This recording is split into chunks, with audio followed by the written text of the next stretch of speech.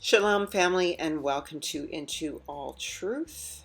I pray that the eyes of your understanding will be enlightened by this message, that Yah will give you a spirit of wisdom, revelation, and knowledge to know what is the hope of his calling, what is the inheritance of the saints, and what are the riches of his glory in Yeshua HaMashiach.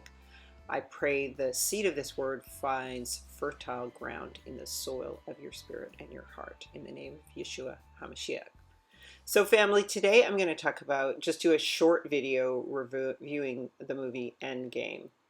And this is in relation to a lot of the types I've already discussed, the burdensome stone, etc. And I'm just going to show a few clips because they're kind of hard to find. You know, Revelations 18:21 says, "And a mighty angel took up a stone like a great millstone and cast it into the sea, saying, Thus with violence shall that great city Babylon be thrown down and shall be found no more at all." So this is the rock of Yeshua, and that is going to, as we know, destroy HaSatan's realm. So in the Avengers, yes, Thanos is Yeshua. That's why he looks like a rock. And of course he is portrayed as the serpent-like one. You see he's got a serpent in the middle of his forehead there. But he's actually the rock who collects the 6 stones. 6 is the number of man. And in order to overcome the realm of the beast. And of course he is inevitable. And when you double the 6 stones, you get 12 stones, which are the 12 tribes of Israel. And notice that these stones all sort of look like faces, like people. And in this picture, he's holding them in his left hand, but usually he's holding them in his right hand. So this is the right hand of Yah. And you'll see in the final scenes, and lots of spoiler alerts here, spoiler alerts. Yeah, he's the right hand of Yah, and so he usually holds the glove on his right hand. And ultimately, he sits down at the right hand of Yah at the end of times as well. So this is a representation of what Christians would call Jesus, and whom we know as Yeshua. So we'll go into Iron Man in a second and what the symbolism of that is, and you can watch my video on the burdensome stone that talks about the Iron Throne, and to learn more about that. So when we look at Thanos, he actually carries the double-edged sword, and Yeshua is said to have a double-edged sword that comes out of his mouth, and he is called the destroyer of the Gentiles and the destroyer of worlds and the creator of worlds also. So he is very much a Yeshua type figure, looking like a rock. And you see in this image, he is literally hung up on a cross, his image, like a scarecrow, a false death. And so he's definitely a Christ figure. But first, what I would like to do is just go into our first introduction to Gamora and Thanos' relationship. And it's actually the story of him meeting Israel.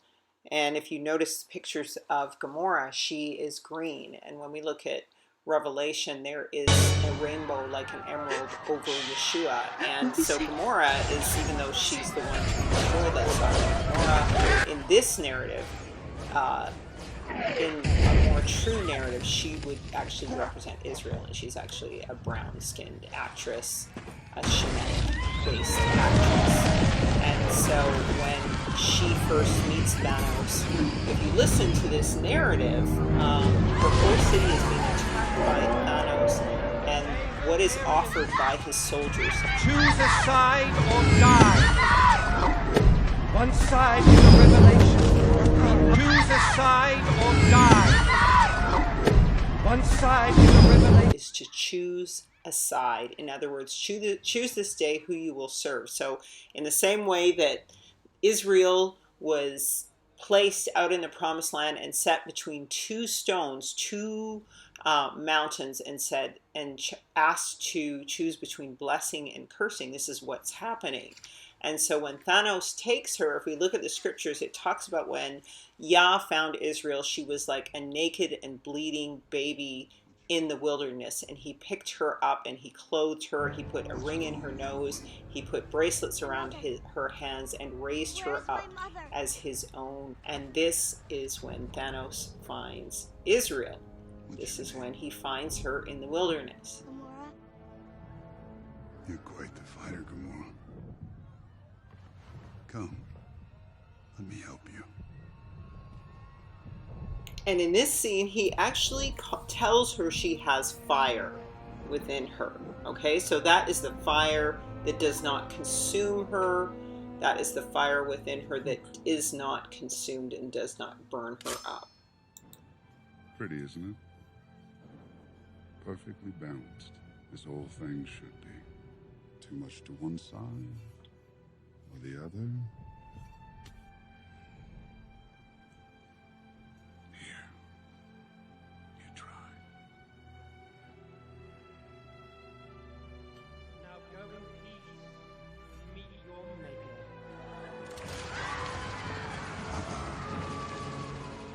Concentrate. And so this is when she's given the double-edged sword and the blood of the covenant. So there's blood in the sword, and her hair is blood red. It's covered in blood. So her head is washed clean, and she is covered in blood, the blood of Yeshua, and she emanates the green light of life and all nature and creation. Now, when we look at her sister, Nebula, Nebula's had her brain taken out, her left eye taken out. I think she kind of symbolizes the Gentile nations, what will happen to them. And already what did happen to them when they abandoned Yah and built Babel. So they were confounded and forced to worship Ha-Satan, who cut out one of their eyes. So you always have the blind right eye or left eye with the kingdoms of Babylon. And so, but it's going to happen again to these nations. All of this has happened to Israel, has had her brains taken out, her eyes taken out, but this is about to happen to Nebula, who is like a fallen or bursting or broken star, almost a symbol of Babylon, which is why she's the one who's always been jealous of her sister. Her sister always had favor, and so this is the favor of the Hebrews versus all the other nations that causes the jealousy. And so that's the relationship between Nebula and Gamora.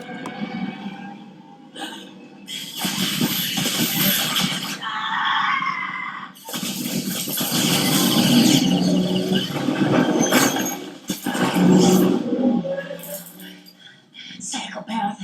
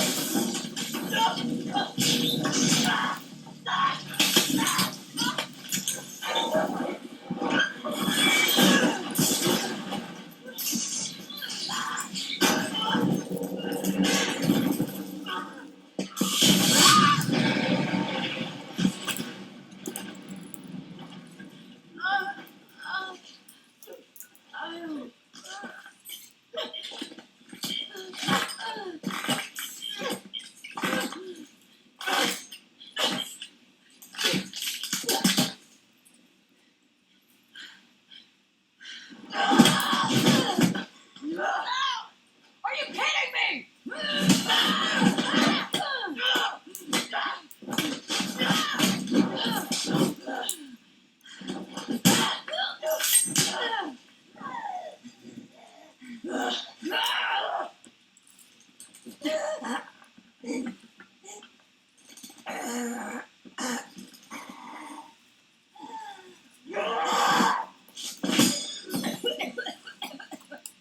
win. I bested you in combat. No, I saved your life. Well, you were stupid enough to let me live. You let me live. I don't need you always trying to beat me. I'm not the one that just flew across the universe just because I wanted to win. Do not tell me what I want. I don't need to tell you what you want. It's obvious. You were the one who wanted to win, and I just wanted a sister.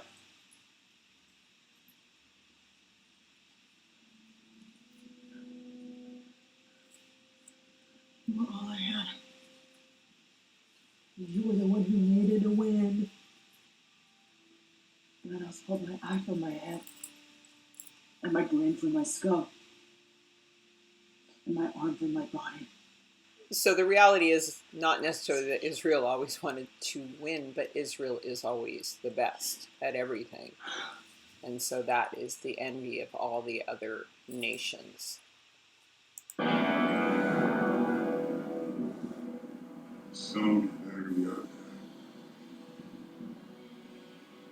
For your sister's sake. So it's for the salvation of all nations and of Israel that the child has to die. And of course, when we're first introduced to these two sisters, Gamora is helping Nebula, and that's what she says. She's like, she's like, why are you helping me? And she says, because you always need it. So this, in a sense, is how Gamora becomes a Christ-like figure, the sacrificial child of Yah, so the son. But of course, in this narrative, it's all twisted and perverted into something ugly, and she's an unwilling sacrifice. But nonetheless, this is, Hollywood's painting of the ugly work that Yeshua did on the cross. But here it is. Thanos is going to defeat death with his daughter. So Yah is going to, the son of Yah defeats death. And that's effectively what happens in this scene. How is it you know this place so well? A lifetime ago, I too sought the stones. I even held one in my hand. But it cast me out, banished me here, guiding others to a treasure I cannot possess.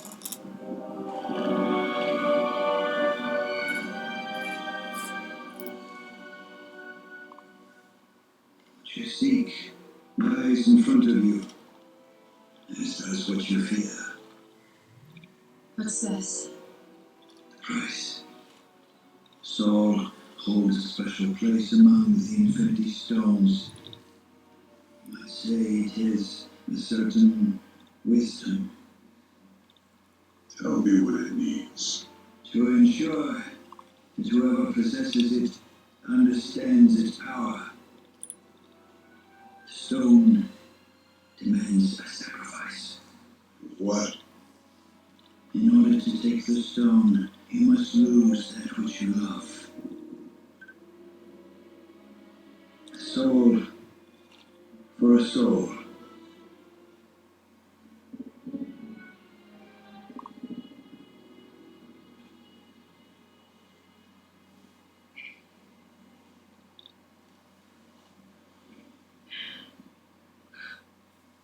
All my life, I dreamed of a day, a moment, when you got what you deserved. And I was always so disappointed. But now,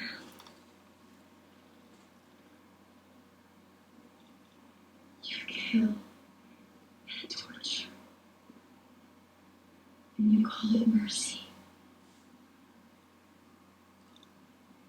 Because you love nothing, no one.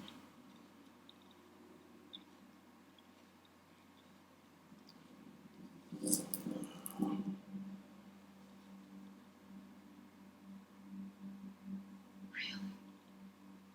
Tears? They're not for him.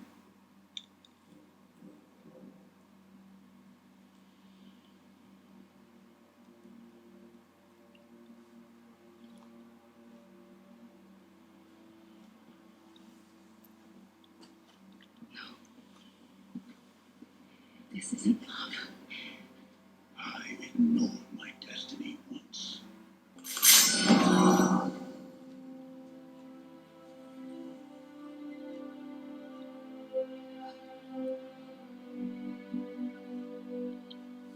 I'm sorry.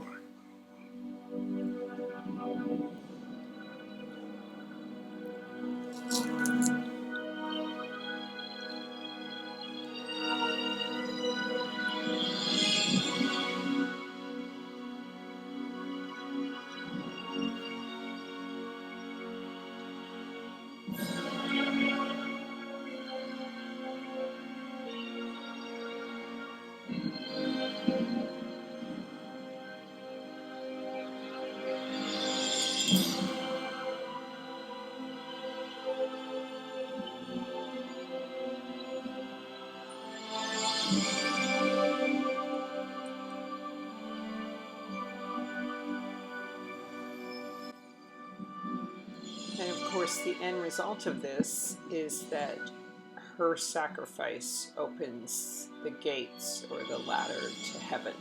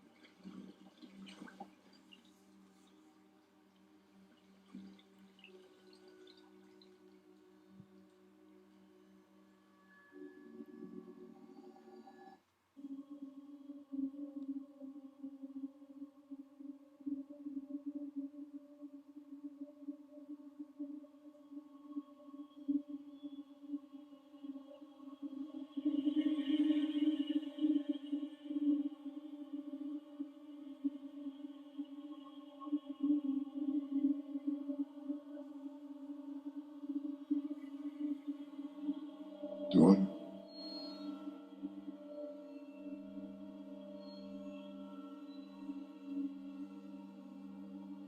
Did you do it? Yes.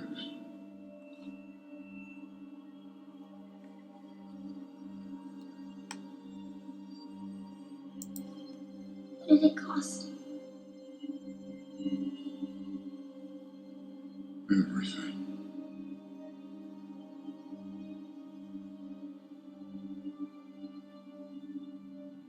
And even when we look at her, she's got the horns of the ram, the submitted horns of the ram that go downwards rather than upwards. So she is, quote, the female version of the Lamb. And God, all kings and priests in Yeshua HaMashiach, neither male nor female.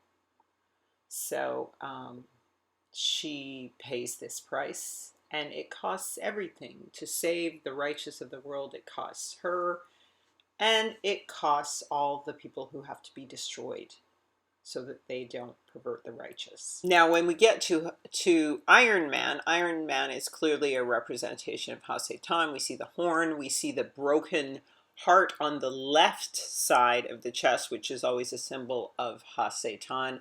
And of course, iron is the symbol of the final empire, the fourth kingdom, which tramples over all of the earth, is the Iron Kingdom, the beast with many horns. And it has 10 kings and 10 horns and is diverse from all the other beasts that came before it. And it has ruled over the earth with those 10 kings. You know, Europe has trampled Africa and all over the world. And it has the eyes of a man and a mouth speaking great things. In other words, speaking a lot of pride, like, I am Iron Man. So what does Iron Man have in common with HaSatan? God, seems like 1,000 years ago. I fought my way out of that cave. Became Iron Man. Realized I loved you. I know I said no more surprises, but I was really hoping to pull off one last one. So Robert Downey Jr. is playing HaSatan, and he says, seems like 1,000 years that he has been he came up out of this prison beneath the earth. So this is post the 1,000-year reign. And he says the beginning, it has to end because the final end has something to do with the victory. So they're pushing it towards the end, towards that 1,000-year reign. It says that he has been cast away for 1,000 years. It seems like 1,000 years. And of course, we know in Revelation, it talks about the 1,000-year reign, and then Hasatan is released again. But some of the biggest clues to this changeover, to the switchover in power, to the Hebrews ruling again, overcoming the Edomites in Yeshua and ruling again, is what we see in, actually at the beginning of the film, starting with the Valkyrie, who is part of the new land of Asgard, and the rulership of Asgard is given over to her, and she is a mixed race woman. In addition, we have the funeral scene.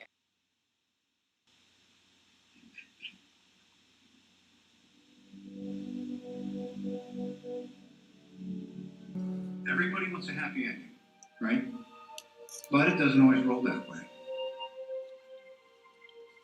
Maybe this time. I'm hoping if you play this back,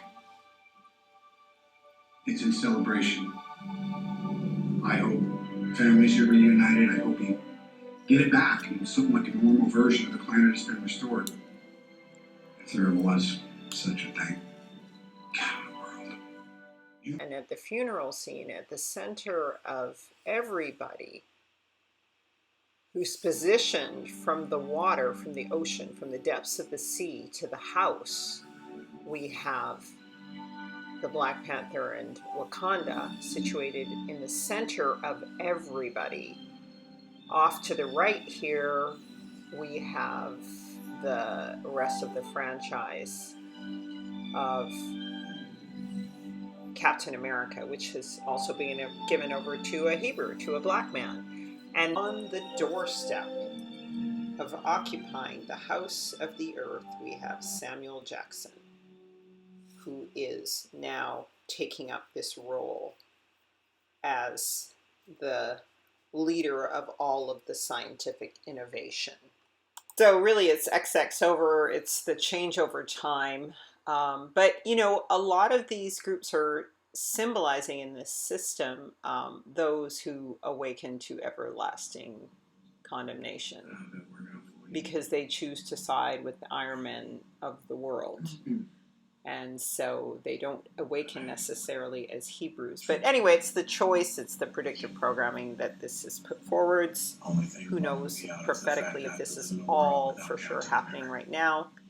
And actually, Anthony's character says he's not sure if this is right, which is quite telling.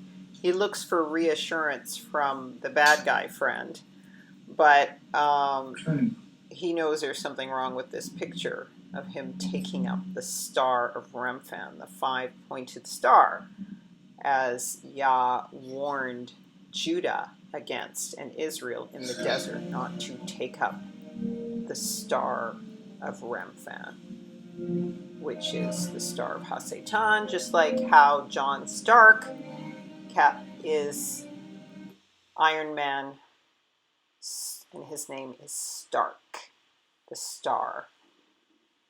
So just like the Starks in Game of Thrones, it's all about the star people. So family, that's it for my review of Avengers Endgame and the patterns of predictive programming. Shalom, I bless you all. And again, my cookbook Chaya, Eat Life and Fast, and my calendar are available on my website for the book. The cookbook is $7. The calendar is free, but I ask that you sign up with an email and give me a donation of $3 to $7 for the calendar. But if you can't afford it, I will give it to you because I do want everyone to know about the appointed times. Because if you're not making your best effort to meet the appointed times, you may as well just be celebrating Yeshua's birthday on Christmas. So may Yah bless you and keep you and cause his face to shine on you. May he be gracious, lift the light of his countenance, and give you peace. Shalom, family.